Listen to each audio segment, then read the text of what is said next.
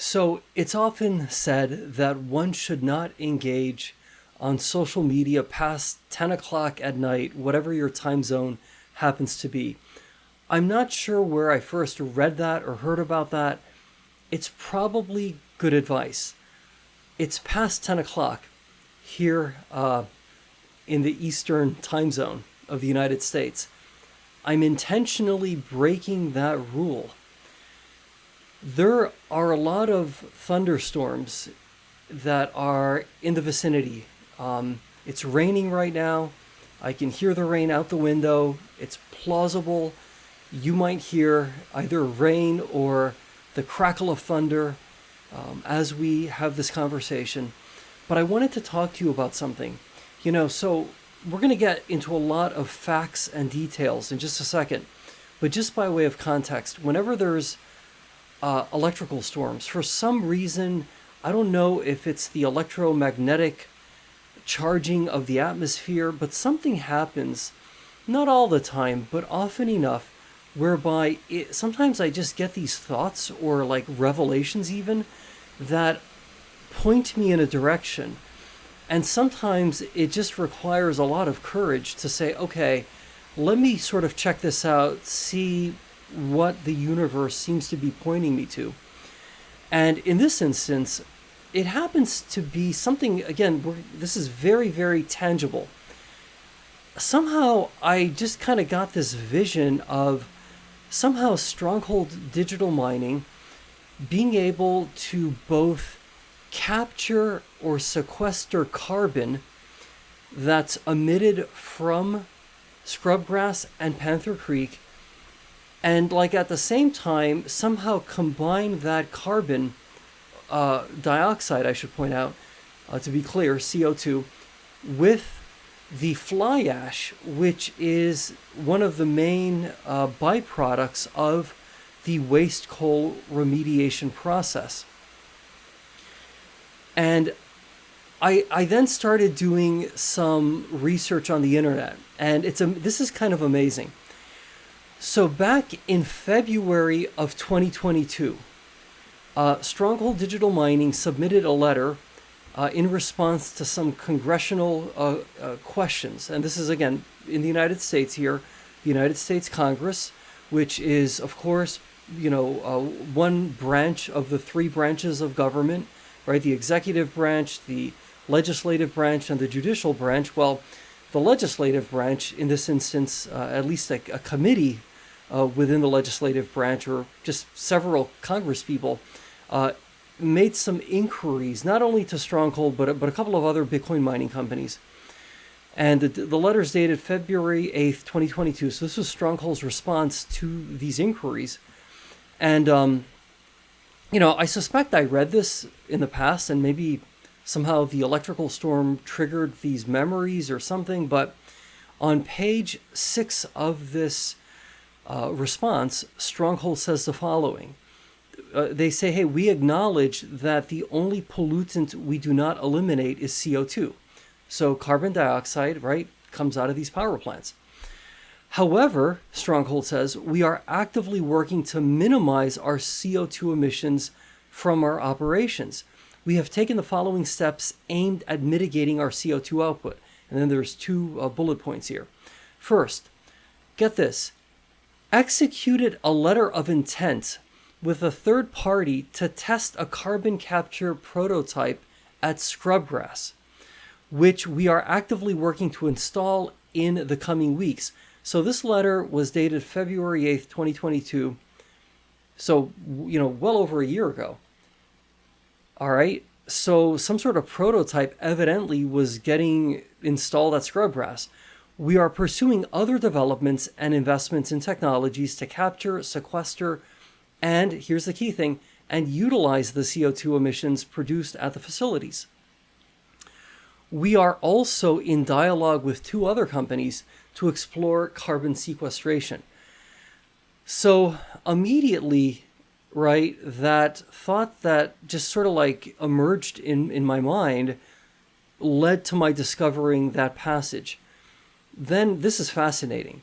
The second bullet point says, we sell a portion of our beneficial use ash a byproduct of our CFB, which is just an it's late, an acronym for a circulating fluidized bed, right? CFB process for use as a concrete additive. I mean, that really kind of was something I think we all knew about. But then it says the following: this ash displaces equivalent volumes of carbon-intensive cement. The remainder of our beneficial use ash is allocated for use in reclamation and restoration efforts.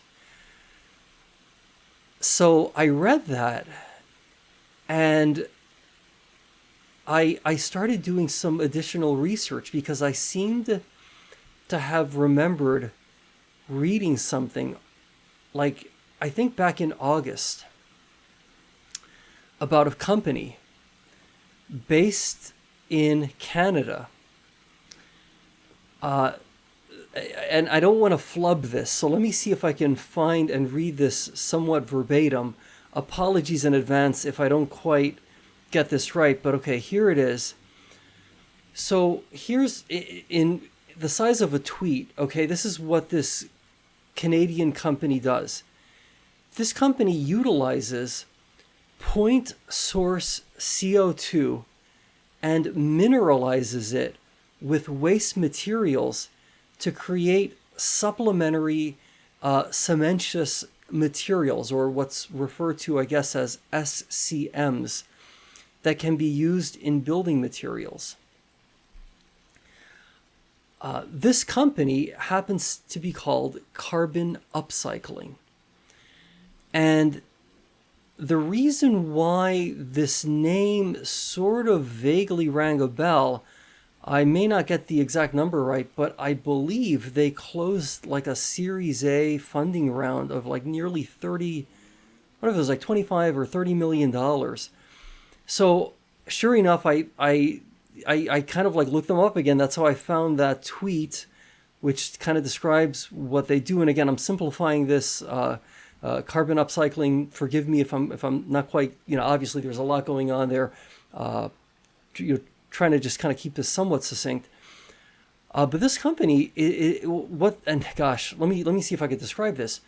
So imagine you take the fly ash, right? That, for example, we right, meaning Stronghold Digital Mining, produces.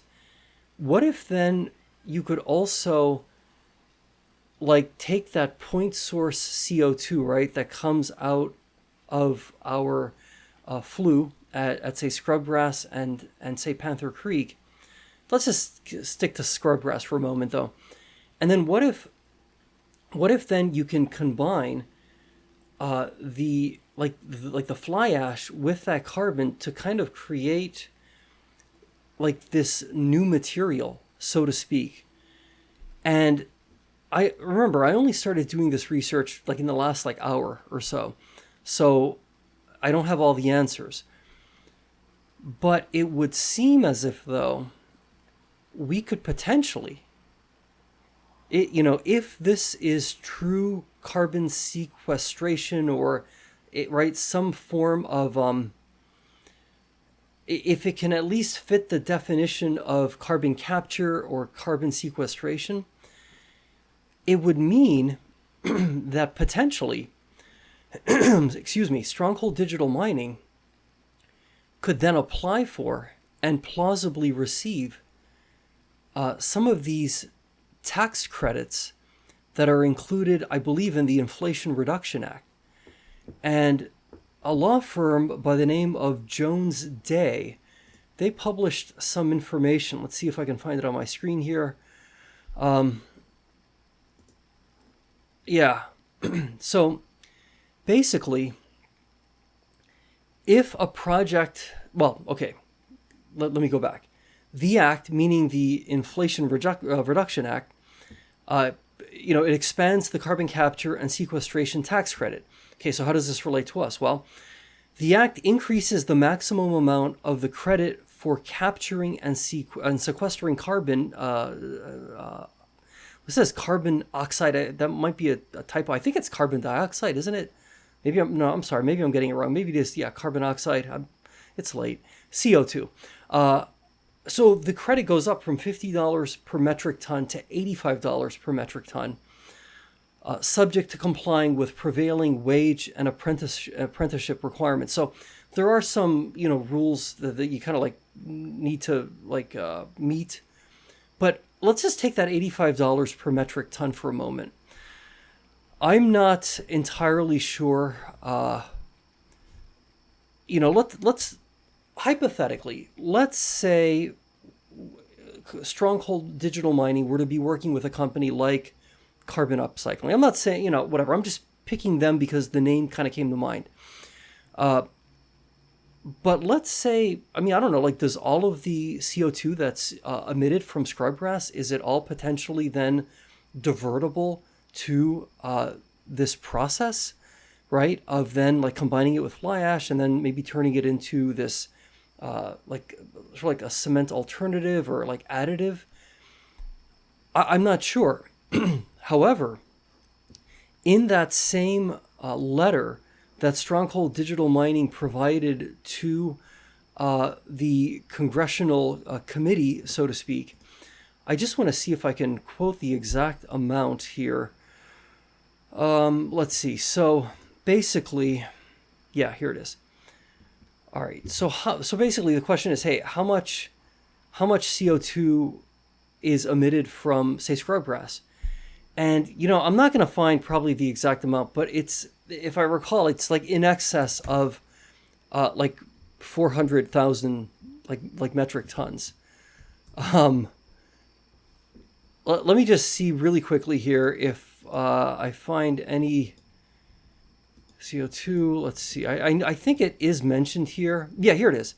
Okay. Through the first 3 quarters of 2021. So remember, this letter was dated February 8th, 2022. Through the first 3 quarters of 2021, scrubgrass emitted 412,445 tons of CO2. Okay, and then it says Panther Creek emitted approximately 200,000 tons of CO2 in 2021. So that's a lot of CO2. And again, let's just pull up the calculator app here. Again, I thank you for indulging me in this. It's just, I want to sort of get this thought out there, and then maybe I'll refine the research a bit more. Let's just, to keep the math easy, say 400,000. And then you say, okay, well, 400,000 multiplied by potentially $85, right? Say we're talking, say, roughly 400,000 tons of CO2 that potentially, right, maybe all of it can be sequestered or captured. I'm looking at a number here that's quite compelling. That's $34 million. And bear in mind, in 2021, scrubgrass wasn't running as, remember that we had those uptime issues. So a lot of investment had to be made in scrubgrass to kind of really get it going. I suspect, and that was, by the way, that was just for the first 3 months, or rather, I'm sorry, the first 3 quarters of 2021. So my educated guess, and I probably could look up the more accurate, say 2021 number or 2022 number, but I'm guessing we're probably producing, closer to maybe 500, maybe 600, 700. It's probably a higher number than 400,000 just as scrubgrass. So $34 million. That's a lot of money to get as a tax credit if we are successfully capturing and or sequestering, however the definition, however we would meet that definition of doing something with the carbon other than just emitting it into the atmosphere. That's a staggering amount of money, right? That's incredibly useful revenue. Now, obviously, it's not like we get to keep all that money. I'm sure there's other costs to get these sequestration technologies in place, or maybe you got to pay a percentage to the company that's putting the equipment in. That's kind of maybe their business model.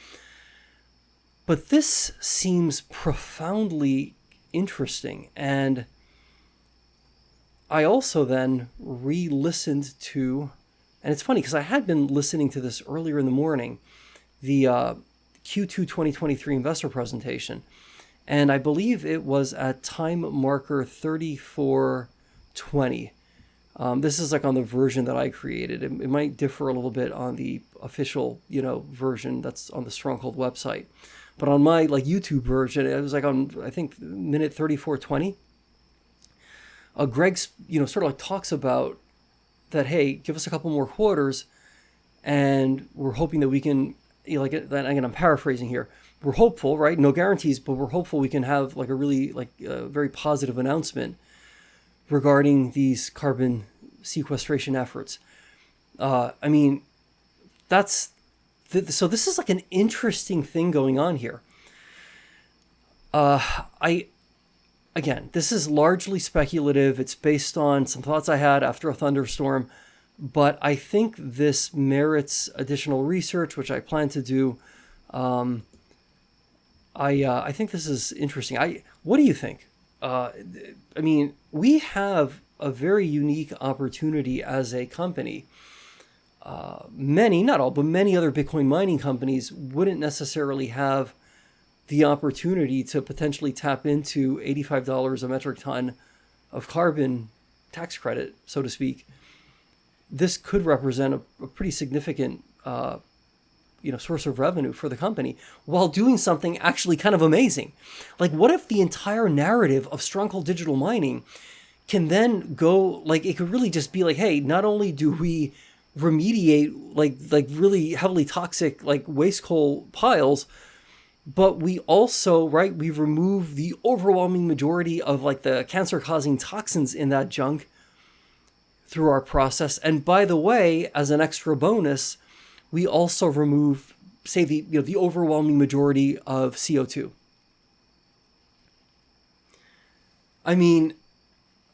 What are we trading at again as a company? What's our market cap? I think if we're able to put some of these puzzle pieces together and actually start stacking some cash, stacking piles of cash, so to speak, right? Hey, it's good to remediate the waste coal piles. It's great to remove all the toxins. It's great to remove the CO2. Hey, but let's start stacking some cash. The market might start to look at us a little bit differently. Not to mention our Bitcoin mining operations, which again, there's so many compelling catalysts for Bitcoin itself, which is phenomenal. So this gives us yet another way to potentially, hit something of a jackpot. And so I find it very interesting. And I thought I'd just take a moment to share this very preliminary late night type of stuff with you. Have a good night's rest, and we'll see each other again tomorrow.